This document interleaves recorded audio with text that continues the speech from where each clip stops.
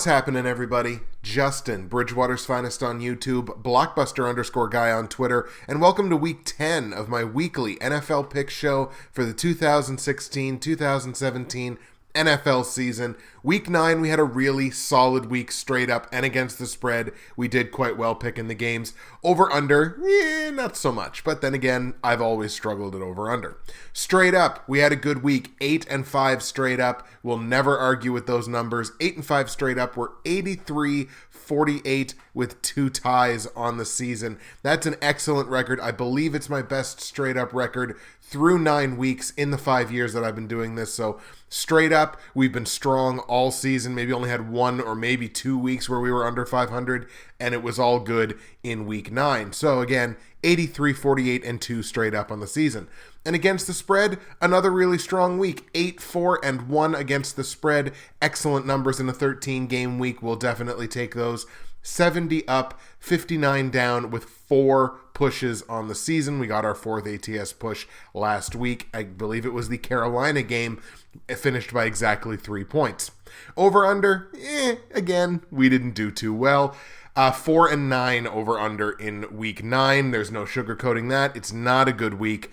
And I've gone under 500, I believe, 3 of the last 4 weeks over-under. But again, I've traditionally struggled with over-under, and it's a bit of a coin flip anyway. So, again, I'm not surprised by that. We just need to get better, and we need to push forward. Still 70-62-1 over-under on the season. So the strong start is still helping us be propelled over 500. But those numbers across the board, they're really good. I'm really pleased with them. We're going to keep moving forward here in week 10. Taking a look at the platinum, gold, silver, and bronze picks from week 9. We'll start with the bronze pick where I told you to take New Orleans to beat San Francisco. That worked out in a big bad way. 41-23, New Orleans nearly doubling up San Francisco. There's the straight up win. Against the spread, I told you to go New Orleans -3. I don't know why there's number on this line, was only -3, but that was a gift from Vegas. Thank you very much. New Orleans -3. It wasn't against the spread win.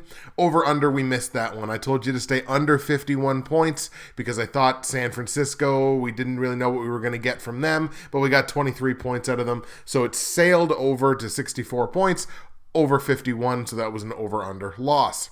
Silver pick was the one pick that I lost this week out of the platinum, gold, silver, and bronze. I told you to take Green Bay to beat Indianapolis. They almost came back on them, but it didn't quite work out. Green Bay loses to Indy 31-26. It was an against the spread loss because I told you to take Green Bay -7. And it was an over-under loss because I told you to stay under 54 points on it. They score 57, so that does not work out. But where we completely whiffed on the silver pick, we swept the gold pick. Gold pick, the very first game of the week, the Thursday nighter. Atlanta beats Tampa Bay 43-28. I told you not to trust the Tampa Bay defense, guys. Atlanta beats Tampa Bay pretty handily, 15 points. It was an against the spread win because Atlanta was only favored by 3.5 points. Another bafflingly low line, so Atlanta wins that one. Thank you very much, Las Vegas. And we wanted over under. We told you to go over 51.5 points. It goes to 71. I told you it might be a 70-point game, and it does happen that way. So we swept the gold pick. Gotta love it. And the platinum pick, I told you to take Dallas to beat Cleveland. No shock there. They do that 35-10. It was an against the spread win because I told you to go Dallas -7. They win the game by 25 points. Over under, however, it was a loss because I told you to go over 47 points. They only get to 45, so very close. Another field goal would have had it, but didn't work out that way. So on the platinum, gold, silver, and bronze last week, we were 3-1 straight up. We were 3-1 against the spread. We were only 1-3 over under. Pretty darn indicative of our numbers for the rest of the week. Let's take a look now at the results from the straight up and against the spread pools, Bridgewater's Finest Pick'em pools for season 5 of the show. We'll start in the straight up pool where I maintain my first place overall placing, and actually my advantage grew by a couple of points by the end of the week. Still in first place out of 28 managers, 706 out of 1,055 possible confidence points across the 132 games so far this season. That's a clip of 67%. And in week 9, I brought in 67 out of 91 possible confidence points. That's a clip of 74%. Anytime you hit 70%, you're doing pretty well. Shout out to our week 9 winner, and I got to take an extra second here with this one. Not only because it's the second straight week that Jay Cutler for MVP, Chicago_span on Twitter, not just because it's the second straight week that he has won, but this guy is on let's do the quick math here, 22-3-1 white hot straight up streak. In week 9, he went 12-1. And as impressive as a 12-1 week is, he had 90 out of 91 possible confidence points. So the one game that he picked wrong, the San Francisco game, he only had one confidence point on it. So he got 90 out of 91 possible confidence points. That's a clip of 99%, which is unheard of in this league. We have never had anybody, I don't think, go over 97. I believe I had a 97% week myself back in, I think it was 2013, maybe, but we've never had anybody go above that. 99% clip on the confidence points. Unbelievable for Jay Cutler for MVP. Again, Chicago_span on Twitter. And again, I remain the overall leader, 83-48 and 2, 706 out of 1,055, 67%. So, shout out to Jay Cutler for MVP, Chicago_span on Twitter for winning week 9 and just dominating week 9, and to myself, I guess, for remaining the overall leader. Moving now to the Against the Spread private pick'em pool, and I'm continuing to move up the rankings. We were 6th a couple of weeks ago. Now we're up into a tie for 3rd place. 70 correct against the spread picks out of the 132 games so far this season. That's a clip of 53%. And in week 9, again, I brought in 8 of the 13 games correctly. That's a clip of 62%. We like 60% all day long. Shout out to our week 9 winner, RellEaglesFly, TJ Harmon, a fellow NFL YouTube prognosticator who is very hot in his own right against the spread over the last couple of weeks. This is TJ Harmon's, I believe, 3rd win or co-win in the last 4 weeks. So he's really hot against the spread as well. Make sure you check out his channel. I believe it's in the description. Sorry, I was going to say comments. In the description of the YouTube video. He went 9 for 13 against the spread in week 9. That's a clip of 69%, and that is excellent. Congratulations, TJ. Shout out to our co-overall leaders, BradysBack, Holly Gordon, as well as Halfmoon's pick, Stephen Coleman, a fellow NFL YouTube prognosticator. It is now a tie for the lead between those two. 74 correct against the spread picks out of the 132 games so far this season. That's a clip of 56%. So you can see how close this league is. The top 3 are only separated by 4 games. Now, that can be a lot to catch up on, but one good week, one bad week either way, and it's all tied up once again. So shout out to RellEaglesFly, TJ Harmon for winning week 9, and to BradysBack, Holly Gordon, and Halfmoon's pick, Stephen Coleman, for being our co-overall against the spread leaders. Let's take a peek over into Fantasy Corner and see how my 8 fantasy football teams did in week 9. Had a very strong week across my public leagues and my private leagues. I went 6-2 across my 8 teams. We always like results like that. In the NFL YouTube Prognosticators Fantasy Football League, I eked out the Monday Night Miracle against Team Chimichangas. I beat them by less than half of 1 point. Basically, based on our scoring system, I beat them by 1 or 2 rushing attempts. Like, that's how close this matchup was.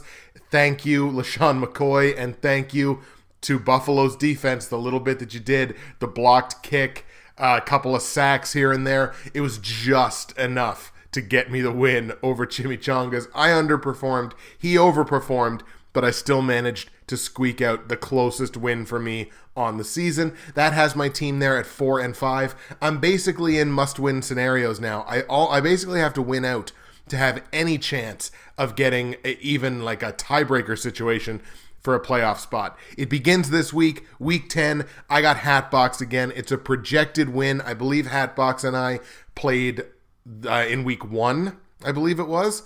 So, hello Hatbox. We're going to do it again, and it's going to be fun, and get ready to lose. It's a projected win for me right now, but we all know what the projections mean. Shout out to Team Chimichangas. Thank you for the Week 9 matchup. Again, the most exciting, the closest, the most nail-biting matchup I've had all season. And shout out to Hatbox. We're going to do it one more time in Week 10. Good luck to you, but not too much. That's how Fantasy Corner looks. And I'll take this opportunity to remind you, of course, that if you're watching the YouTube version of the show, listening on YouTube, you can go down to the description of the video. You're going to find all of my results from Week 9. You're going to find all of my against the spread, straight up, and over-under plays for Week 10. You're going to find information on joining the Bridgewater's Finest Pick'em Pools for Season 5 of the show, both straight up and against the spread. It is not too late. We've had 2 people join the Against the Spread pool in the last week or so. So it's definitely not too late. Get joined up. Get yourself a shout out. You're going to find the information on joining the NFL YouTube Prognosticators Facebook page. It's an excellent community. And you're going to find links to other high-quality NFL YouTube prognosticators who get out there and do this every single week. If you're listening on SoundCloud or on iTunes, don't worry, I see you. I know you're there. If you're listening on either of those platforms, search NFL YouTube Prognosticators on Facebook. It's a growing community. It grows every week, basically grows every day. And we talk football all week. There's always game threads, all kinds of stuff to talk about. All your favorite prognosticators are there. So make sure that you join the Facebook page. Get in on the fun. This week, more so than any other week, I feel like I'm going with my gut more so than I have in weeks past. My initial leans on these games are basically where I've stayed with them, but enough of that. Let's get into talking about these picks. We're going to try to get through them quickly this week because, again, today it's election day in the U.S. Everybody wants to be paying attention to that, so we're going to try to get you out of here a little bit quicker. So let's get into the Week 10 picks. We're going to start in Tennessee, where the Titans are going to be playing host to the Green Bay Packers, who are now down to 4-4, and that would be a real problem if Minnesota wasn't working as hard as they possibly could to give away the NFC North. Packers on a 2-game losing streak. We take a look at the Titans. The Titans lost last week after winning the week before. Despite having lost 2 straight, the Green Bay Packers are starting to look like the Packers of old. Like they're starting to kind of revert back to the Packers of the last couple of years, where it's Aaron Rodgers playing great at quarterback, the defense struggling a little bit, struggling to keep them in games, but again, just trying to ride the back of their star franchise quarterback to victories. It hasn't worked the last 2 weeks, but Green Bay's offense definitely looking a lot better than it has in weeks past. The run game is still a problem. It feels like the Packers are still not willing to trust Ty Montgomery as much as they should. I mean, kid's a playmaker. Guy can play some football, and he's so versatile. You can deploy him from basically anywhere. To me, there's no excuse. There's no reason why Ty Montgomery shouldn't be getting about 25 all-purpose touches a game. Green Bay has struggled to get him there. I think they try to get him back on track in this one because Tennessee, that defense can be deceptive and they can play very well. Both of these teams are under 500 situationally. Tennessee only 2-3 at home. Green Bay only 1-2 on the road. So neither one of them making any kind of statement based on the situation.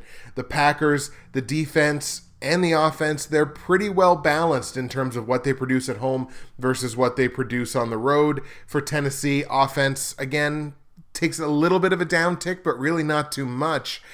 Honestly, this is a very balanced matchup, but my gut says it's going to go to Green Bay. The reason that I say that is Green Bay has to be hungry. Like they have to, and again, Aaron Rodgers called out the rest of his team after the game last week about lack of motivation, and it's the exact correct thing that he should have done because you see it. You see it on Jordy Nelson's face. Pretty well every time the camera zooms in on him, he almost looks like he's bored, and you can't be bored in a division that now the team that's leading it has come back to you. This is a very tight division now where it was looking like Minnesota was going to run away with it.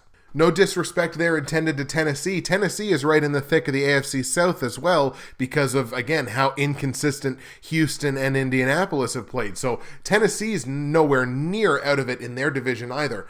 But I think Green Bay has to be the hungrier team here. I'm going to go with Green Bay. Even though they're on the road, I like the Packers to beat Tennessee in Tennessee.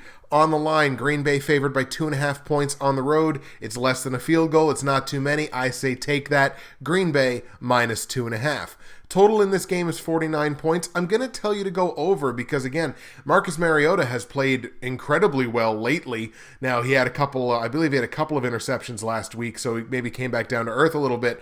But before that, again, something like a 10-1 or 10-3 or something, touchdown to interception ratio. He's playing very well. They're going to score their points. I think Green Bay is going to score their points. I just think they're going to score more. So 49 points, it's a big number. It's not the biggest number we're going to look at, but it's close to it. I still think it's going to go over. So Green Bay beats Tennessee in Tennessee. I like Green Bay minus 2.5 on the line, over 49 points. Let's go to New Orleans now. Saints and Broncos, and will the real Denver Broncos please stand up? Another loss last week, another game where the offense was frustratingly inconsistent. Devontae Booker can't seem to get it going. Everybody kind of thought, oh geez, here we go. It's Devontae Booker's time. It's his time. It's his time. Really can't get it going on a consistent enough basis. And Trevor Siemian is starting to look like he's regressing from earlier in the season. Does that mean it's Paxton Lynch time? I think I may have said it earlier this season, but there's very few better recipes for an offense to get back on track than playing the New Orleans Saints. That said, Saints have won 2 straight games. They're 4-1 in their last 5. Saints are no pushovers. We're still talking about the number 2 scoring offense in football right now in New Orleans at just over 30 points per game. Problem being, they're also giving up 30.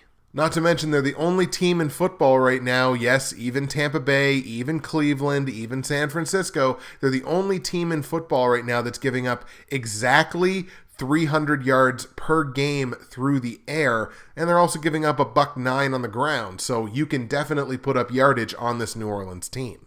Believe it or not, Saints defense gets even worse when they're playing at home. They are 2-2. 3 of their 4 home games have gone over, due in no small part to them giving up an average of 34.5 points against in their home games this year. My gut tells me Denver's a better team. Denver's going to win the football game. I have to keep going with it because, again, if that defense gets a little bit healthier, I think Denver wins this game. Now, they're going to be without, I believe, Derek Wolfe. I think hairline fracture in his elbow. He's probably going to miss about a month. But if they can get a little bit healthier on defense, I like their defense's big playability, their takeaway ability. New Orleans has struggled to find a run game. Mark Ingram just not looking like he should be looking, and many people expected him to look coming into the season. I like Denver in this one. I know there are a number of people, Holly Gordon included, who are going with New Orleans in this game, and I can't fault you for that, but I like Denver. On the line, New Orleans favored by 1.5 at home. Obviously, I like Denver to win the game. I'm going to tell you to take the underdog side of that, Denver plus 1.5. Total in this game is 48.5 points. I have to stay under on it because I don't know what we're going to get from Denver's offense.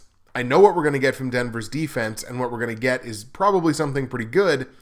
And New Orleans can play defense, so they just haven't really shown it at home. But 48.5 points, I'm going to stay under on it. I think this stays relatively low scoring if Denver shows up to play some defense. So we like Denver straight up. I like Denver plus 1.5 on the line, under 48.5 points. Let's head to New York now. Jets and Rams, Los Angeles crossing the country to play the Jets, who may or may not be without Ryan Fitzpatrick this week. And I think that's going to be the determinant in the game. Look, neither one of these teams have much of anything to write home about, certainly not on the offensive side of the ball. Jets are 3-6. They lost last week. They're 2-3 in their last 5. They have not won a non-conference game so far this year. They're 0-2 against the NFC. Now look, the Rams, they're 0-1 against the AFC, but it's only in 1 game. The Rams have lost 4 straight games. They're 1-4 in their last 5. Neither one of these teams can score points.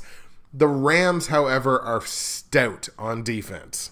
Look, I 100% fully believe that Jared Goff will start week 10 for the Rams. Jeff Fisher is insane, but he shouldn't be that insane. He's got to figure out Case Keenum ain't getting it done. You can't bench Todd Gurley because your fan base is going to riot, so you have to go to Jared Goff. If you don't play Jared Goff in this game, you might as well bench him for the season. What's the point? Clearly, Case Keenum is your guy. But Case Keenum has got your team off to a 3-5 start, and they're not scoring any points. So I believe Jared Goff starts this game. I would be shocked if Ryan Fitzpatrick played. If he does play, severely limited. And I mean, that's just basic biology. You can't sprain an MCL and play a football game a week later and not be limited. So if he's in there, incredibly limited. If he's not in there, they're going to be going to a rookie making his first ever NFL start. Now, it's at home, so that's going to be a little bit better for him, but it's still your first career start. And it's a very good defense you're playing. I think LA is going to be able to pin their ears back, put 8 in the box, stop the run game, get pressure on whoever's playing quarterback for the Jets. I like the Rams in this one.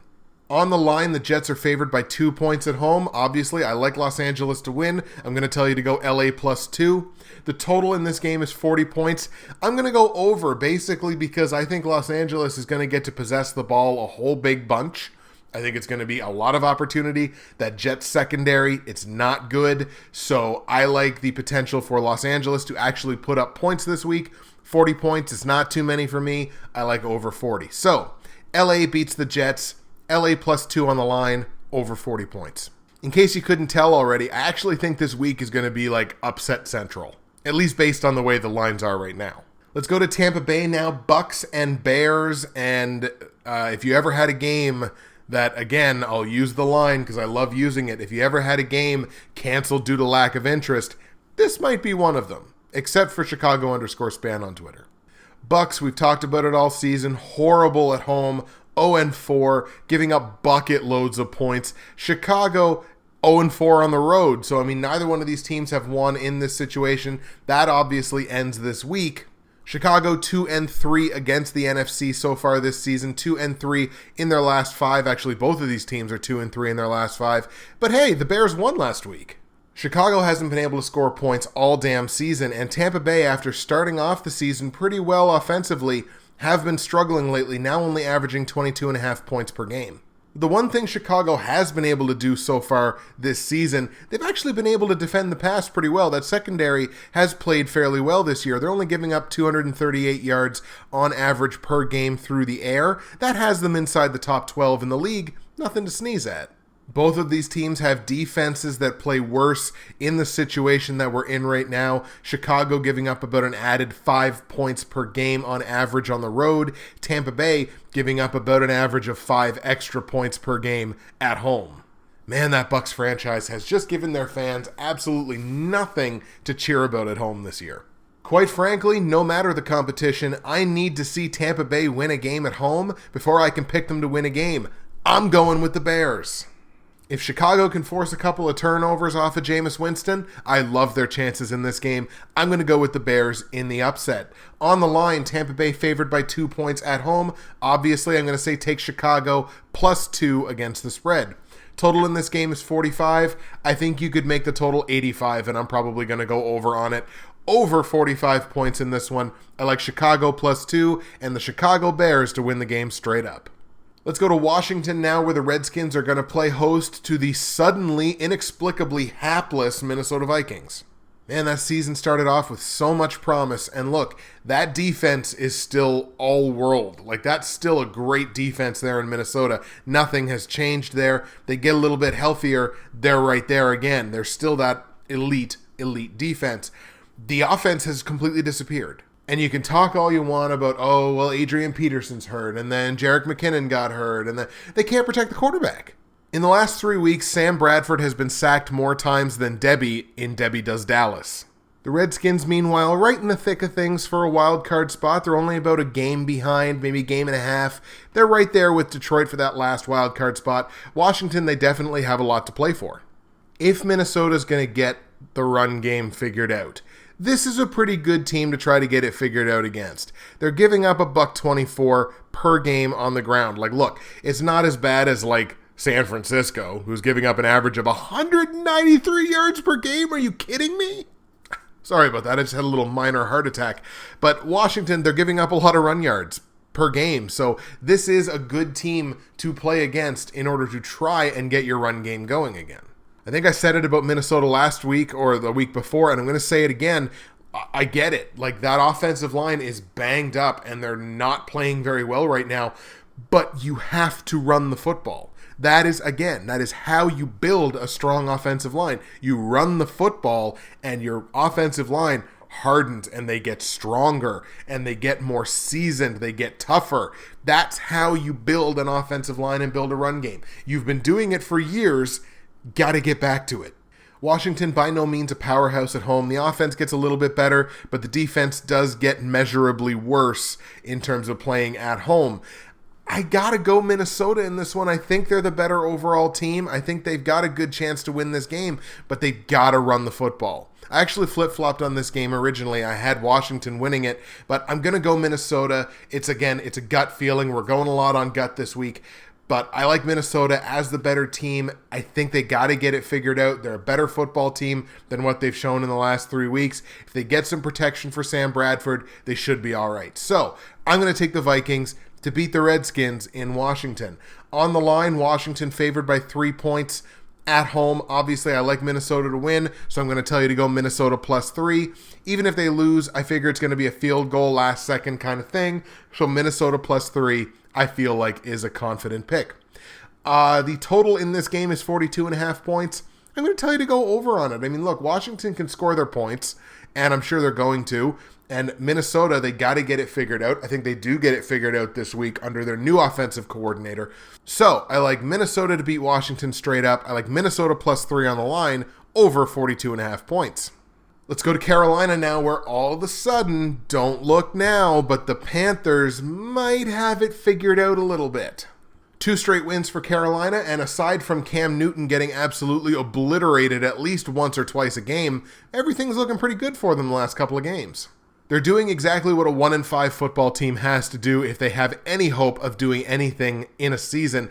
They're playing with fire, and they're playing as if their season depends on it, because it does. Look, starting off a season 1-5 means you can finish 11-5, and that's got to be the mentality for Carolina. 1 game at a time, keep getting the W's. You can still make the playoffs with 5 losses. It's really tough, but you can still do it. Matter of fact, didn't like 3 5-loss teams early in the season, last season, come back and make the playoffs or something like that? It's totally possible. Kansas City has a bevy of injuries that they're dealing with. They're still likely to be without Spencer Ware. He's still in the concussion protocol. As far as we know, has not advanced very far in the protocol. So they're likely going to be without Spencer Ware. They're probably going to get Alex Smith back, which is good because Nick Foles was terribly inconsistent last time out. So, but again, being without Spencer Ware, they're still going to be without Jamal Charles, I believe. Well, I think Jamal Charles might be done for the year. So they're going to be going back to Charkandrick West. He was fine. He was all right. He was fine. He wasn't spectacular, but he was fine. But I don't think fine is going to win this game. Carolina's defense does take a bit of an uptick when they play at home. They're only giving up 21.5 points on average per game, whereas Kansas City, their offense gets worse, their defense gets worse. This is not a good situation here for Kansas City in a dogfight in their division. I got to go Carolina here. Situationally, it makes sense to me. I like Carolina to get their 3rd straight win on the comeback trail and beat Kansas City. On the line, Carolina favored by 3 points at home. I'm going to say take that. It's only a field goal. I like Carolina -3. Total in this game is 44 points. Don't really know what you're going to get out of that Kansas City offense with no Spencer Ware, no Jamal Charles, probably a limited Alex Smith. We can probably say that. I'm going to stay under on it. I'm going to tell you to go under 44 points because Kansas City can definitely play some defense. So, I like Carolina straight up. I like Carolina -3 on the line, under 44 points. Let's go to Jacksonville now, where the Jags are going to face the Houston Texans. Now, obviously, biggest X factor in this game, Lamar Miller. He's the biggest playmaker on either side, including TJ Yeldon. He's got to be the X factor here for Houston, but my God, Houston has played horribly on the road this year. They're the Tampa Bay Bucks at home of road teams. I'm so shocked I haven't had a Bucks fan just show up in one of my videos and just tear me a new asshole for just leaning on the Bucks as much as I have. Typically, in any other situation, I would tell you Houston's probably going to win this game as the better team. Here's why I think Houston loses. Look, we all know how terrible that pass offense has looked at certain times this season. Brock Osweiler, at times, looks absolutely lost. And it's worth noting, Jacksonville is a top 5 secondary so far this season. In their 3 road losses, the Houston Texans have scored, get ready for this, 22 points. That's not per game. That's total. 7.3 points per game on average on the road for the Houston Texans. I like Jacksonville. I'll also toss it out there. Houston has given up an average of 4 touchdowns per game on the road as well. I like Jacksonville. It's an upset, but I'll take the Jags at home to beat the Houston Texans. It's like Tampa Bay. I got to see Houston win on the road before I can think about picking them. So Jacksonville wins the game straight up. On the line, Jacksonville, they're a 1.5 dog at home. I'm going to tell you to take that because I like them to win the game outright. Jacksonville plus a 1.5. Total in this game is 42.5 points. I'm going to tell you to stay under because Houston can play some defense. They haven't been good on the road, but they can play some defense.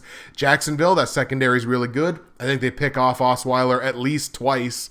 So I'm going to tell you to stay under on this one, 42.5. It's a low number, but stay under on it. I like Jacksonville to beat Houston. Jacksonville plus a 1.5, under 42.5 points. Let's go to Pittsburgh now. Steelers and Cowboys. This is probably going to be the game of the week. Ben Roethlisberger, obviously. Dak Prescott, obviously. Le'Veon Bell, obviously. Ezekiel Elliott, obviously. Antonio Brown, obviously. Dez Bryant, obviously. Do you want me to keep going? Dallas Cowboys, hottest team in football right now. 7 consecutive victories. Obviously, 5-0 in their last 5 games. Dallas Cowboys, the unquestioned hottest team in football right now. 7 straight wins. They're the best offense in that division. They're the best defense in that division. They're one of the best defenses in the NFC. We haven't talked enough about the Cowboys on the defensive side of the football. The Cowboys are a complete football team, Super Bowl contender. There you go. The Steelers, on the other hand, they're a better football team than their 3 straight losses would tell you. Obviously, you got a limited Ben Roethlisberger back there, but they are a much better football team than a 2-3 in their last 5 and 3 straight losses would have you believe. This was a team that was 4-1. And this is why this makes for such an interesting game. You look at Dallas, they're 4-0 on the road. They haven't lost on the road yet this year. Pittsburgh's 3-1 at home, only 1 home loss. Against the spread, Dallas 4-0 on the road. Pittsburgh 3-1 at home. 6 of their 8 combined home and road games have stayed under. Tight games. The offenses, they both get better. Pittsburgh at home, Dallas on the road. Defenses, they both get better. Pittsburgh at home, Dallas on the road. This is going to be the game of the week without question. Quite frankly, just going with my gut, there's something special in this Dallas football team. I got to take the Cowboys on the road where they are undefeated to beat Pittsburgh. I'm actually a little surprised that Pittsburgh is the favorite in this one. I would have expected this game to kind of be a pick'em. I understand Pittsburgh's at home, but I thought it would be closer to a pick'em. But I like Dallas plus 2.5. Pittsburgh favored by 2.5 at home. I like Dallas to win. Dallas plus 2.5. Total in this game is 49.5 points. I'm going to tell you to stay under on it. I think the defenses are going to show up in this football game. Interceptions probably on both sides. I think this is going to be a defensive battle. The better offense that day is the offense that's going to win the football game. I just like it to be Dallas. So, Dallas beats Pittsburgh in Pittsburgh. Dallas plus 2.5 on the line, under 49.5 points. Let's head to New England now. Patriots back in action. They're going to welcome the Seattle Seahawks into Gillette Stadium. Seattle, they got the job done on Monday Night Football last night over Buffalo, although Buffalo made it awfully interesting at a certain point in that game. Seattle's defense, again, protect every blade of grass, fight for every blade of grass. They did exactly that at the end of that football game. They came away with the win. The defense didn't look great. I'll be perfectly honest. Seattle's defense didn't look great. They gave up a lot of points to Tyrod Taylor, who has not been a good passing quarterback this year, and a somewhat limited LaShawn McCoy, who still had a good game and did just enough to win my fantasy matchup. Hashtag Monday Night Miracle. The Pats have won 4 in a row since Tom Brady came back, and all Tom Brady has done in those 4 games is throw for 1,300 yards and 12 touchdowns. Tom's even running the football a little bit, which is an interesting and a weird thing to see for a guy who's only averaged 1.8 yards per carry on his career. He's averaging 4.4 this season, 10 carries in 4 games. And a boy, Tom. I didn't see anything in that Seattle game last night that would indicate to me that they have a chance of beating New England in New England. Seattle's only 1-2-1 on the road this season. Now look, luckily for Seattle, Russell Wilson looks like he's okay. He looks like he's back in there, looks like he's playing well. And he actually looked a little bit more mobile last night, so that is definitely a help for them.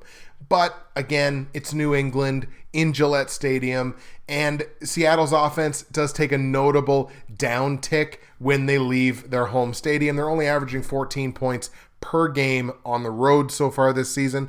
Look, New England's goes down a little bit too. It goes from 27 to 23, so that's no slouch. It's 4 points. It's worth taking into consideration, but I really like New England here. So I'm going to tell you to take the Patriots straight up to beat a good Seattle Seahawks football team. On the line, New England's favored by 7.5 points. I know it's New England and I know it's at home, but that's the Seattle Seahawks. That's too many. Seattle plus 7.5 points. That line I would consider an insult if I were Seahawks fans. Look, they got a puncher's chance to win the football game. I don't think they will, but they got a puncher's chance, and that defense is good. So 7.5 points, it's just way too many. Total in this game, 48.5 points. That's also too many. The Patriots defense, in terms of points allowed, is a very good defense. They're better at home. Seattle's just got a good defense all around. They're still a good defense on the road. I have no idea where they're getting that total from. 48.5 points. Stay way under on that one. So New England beats Seattle straight up. I like Seattle plus 7.5 on the line, under 48.5 points.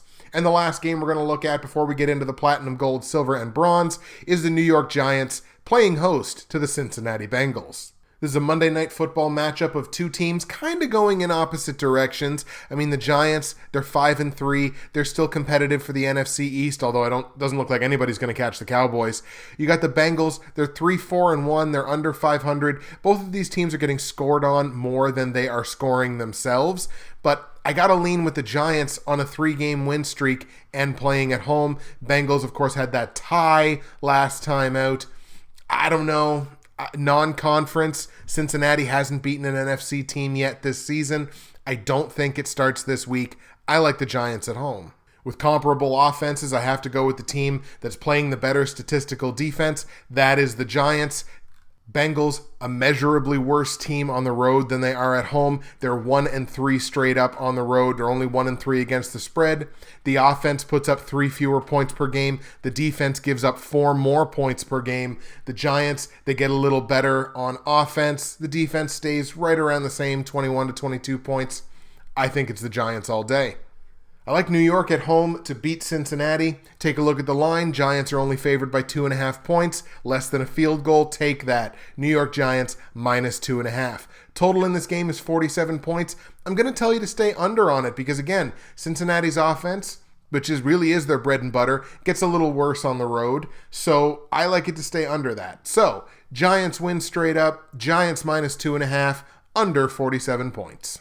All right, folks, platinum, gold, silver, and bronze picks for Week 10 in the NFL. Let's get into it. Going to start at the bottom, of course, as always, with the bronze pick, where I am 5-4 straight up, 4-4-1 against the spread, and 5-4 over under. My bronze pick sees the Atlanta Falcons travel to Philadelphia to take on the Eagles.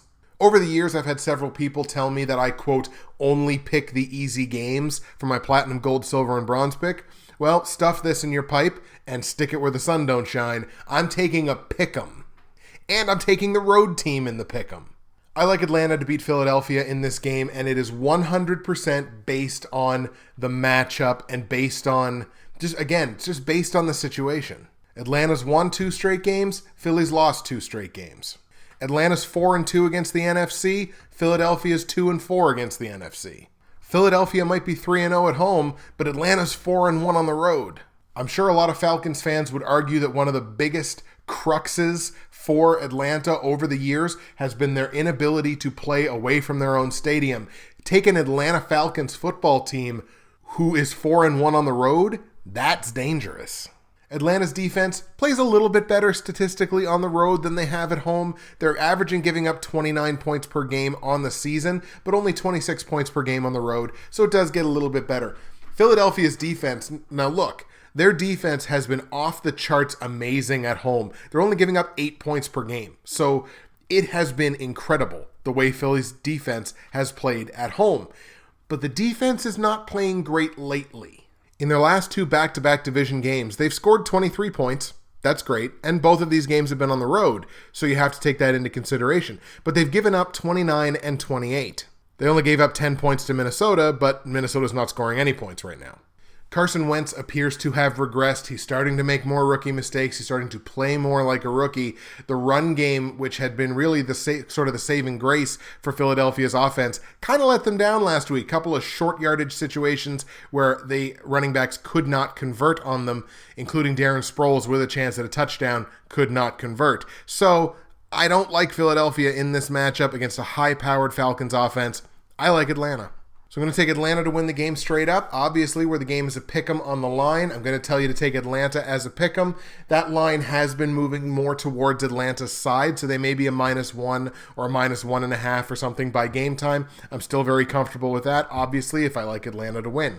Total in this game is 50.5 points. I'm going to tell you to go over on it. I mean, look, Atlanta's not a great defense. Philadelphia's defense has been great at home, but has not been great lately. They've been giving up points. I think this thing can go over. So, Atlanta beats Philadelphia straight up. Atlanta in a pick'em on the line, over 50.5 points. That's the bronze pick. My silver pick, where I am 6-3 straight up and against the spread, and 5-4 over under, sees the Baltimore Ravens at home playing host to the Cleveland Browns. And okay, fine, I picked an easy one. Fearless forecast, what a shock. The Baltimore Ravens and the Pittsburgh Steelers are going to be fighting it out for the AFC North.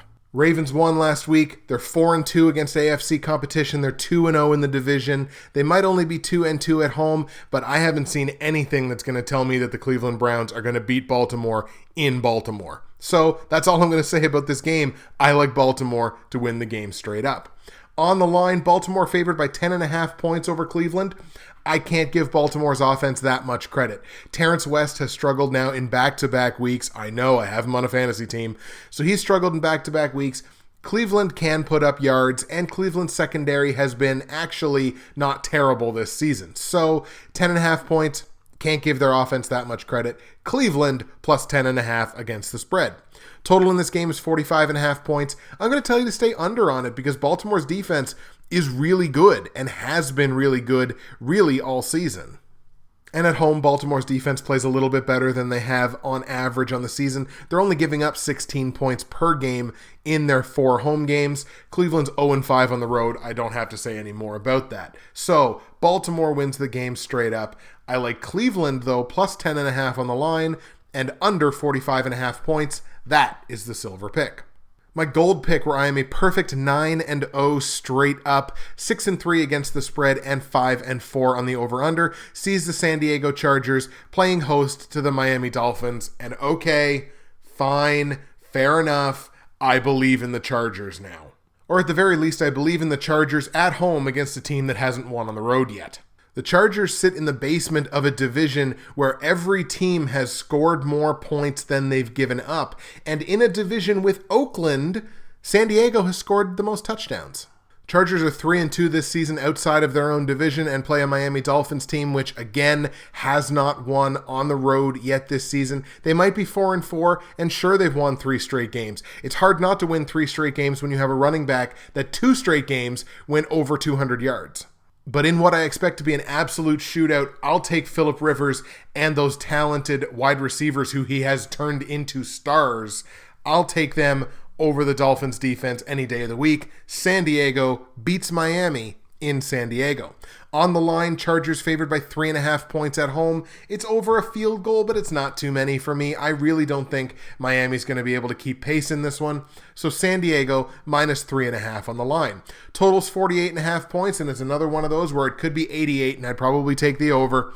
48.5 points, I'm going to tell you to go over on it. It's two not great defenses, although San Diego has been playing better on the defensive side of the football lately. But 48.5 points, it's not too many for me. I'm going to tell you to take the over in that one. So, Miami loses to San Diego. San Diego wins at home. San Diego beats Miami at home in San Diego. Chargers minus 3.5 on the line, over 48.5 points. That is the gold pick. And my platinum pick, where I am 8-1 straight up on the season, only 3-5-1 against the spread, and 4-5 over under. We got to get those numbers better, but we're working in the right direction on a couple of them from last week. That sees the Arizona Cardinals playing host to the San Francisco 49ers. Okay, I got to pick some easy ones. Arizona's going to win. They're only giving up 11 points per game on average at home in their 4 home games. San Francisco has not won on the road. San Francisco giving up 43 points per game on the road. I know it's a division matchup, but Arizona is going to walk in this one. I wouldn't be shocked if David Johnson had a 200-yard game. I really wouldn't. So Arizona going to pick up a much-needed win here. They're only 3-4 in this division. Sure, it's got them in second place, but they're a full 2 games now behind the Seahawks at 5-2-1. Arizona needs to win this game, as I expect the Rams are going to win as well, so they're going to need to win to keep the Rams behind them. I don't think they're going to have any trouble doing that, to be honest. Arizona wins this game pretty handily, but not handily enough that they're going to cover 14 points. This is pro football. Come on. I mean, Arizona favored by 14 points. Really? It's pro football. I'm sorry. I know games end in blowouts sometimes. That's sports. It happens. But to put them as a 14-point underdog, San Francisco, I'm sorry.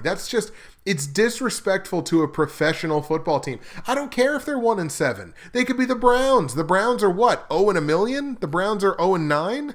You can't, 14 points. 14 points? Come on. San Francisco plus 14 against the spread. Because, come on. Total in this game is 48 points. I honestly think it stays under. Maybe that's a stupid play when I just said David Johnson could have 3 touchdowns. You know what? I'm going to change that on the fly because what the hell? Why not? As long as San Francisco scores something, it should go over 48 points. So I'm changing that one on the fly. So we got Arizona beating San Francisco straight up, obviously. San Francisco plus 14 on the line, obviously. Over 48 points. That is the platinum pick. Whew. Sorry about that, folks. I got a little heated. But 14 points? Seriously? Anyways, moving on. No comments from SoundCloud, so we're back to YouTube for the comment of the week from the Week 9 video. And part of me wants to spotlight the grammar Nazi who tried to change one particular little thing that I said. And if he would have been right, maybe I would have spotlighted him. Fortunately, he was wrong, so sorry, brother, you were incorrect. The comment of the week from the Week 9 video goes to Holly Gordon, and I'm mentioning her comment for a reason because I kind of want to talk about this just for a second. Holly's comment was, I'm really firmly on board the 16-17 Raiders bandwagon. Struggling to pick them against Denver, but they are at home after 2 road wins. Maybe some momentum gets them over the line. Well, it did get them over the line, the Raiders with a huge win. But what I want to talk about for a second, by the way, thank you very much, Holly, for your comment. You are the comment of the week from the Week 9 video. What I want to talk about is this idea that the Oakland Raiders are Super Bowl contenders. Because, no. Are the Raiders going to make the playoffs? Yes, I believe they will. If they don't win the division, which they have a great chance to do, if they don't win the division, they're going to get one of those wild card spots. It's almost a foregone conclusion at this point. But in terms of winning the Super Bowl, one thing that you can say about virtually every team that has won the Super Bowl in the modern era is that you can't be one-sided and win a Super Bowl. It's very difficult, but through that playoff grind, it's hard to be inexperienced and win a Super Bowl in terms of any kind of playoff experience, almost whatsoever, especially with your skill players, your real leaders. It's hard to have playoff success if you've never been there before. But let's put that aside for a second, because that's all just, that's coin flips. We all know how good the Oakland Raiders offense is.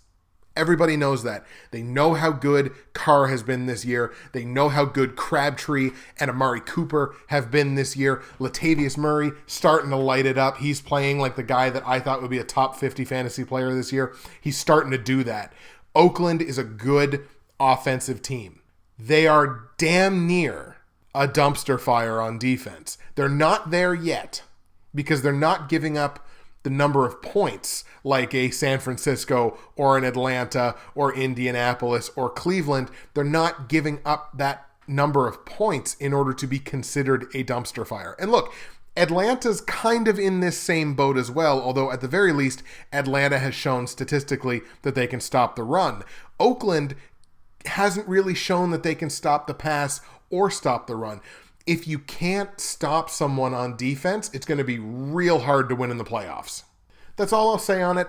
I'm not a Raiders hater. I'm not. I think that's a great team, and it actually makes me happy that they're having success because it's been a long time coming for the Oakland Raiders to have this level of success and like a real legitimate shot at not just making the playoffs, but winning the division. And that's good for the Raiders. That's good for football because there's that aura, there's that mystique kind of around the Oakland Raiders as a franchise and the black hole and that fan base, that rabid fan base, like rivaling the Seattles and things like that. Like that fan base, it's good for that fan base, and it's good for football as a whole to have an Oakland Raiders team that is good and competitive. But in terms of talking about them being a Super Bowl favorite, no. I'm sorry.